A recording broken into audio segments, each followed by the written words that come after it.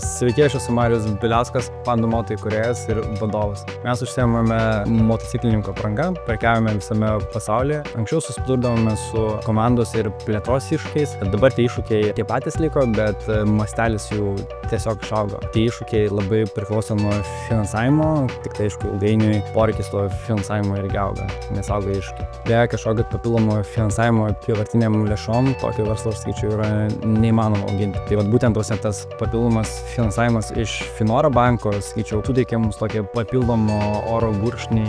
Su Finora banku patirtį apibūdinčiau labai gerai, turbūt tai buvo greičiausiai pasirašyta finansavimo sutartis per mūsų visą istoriją.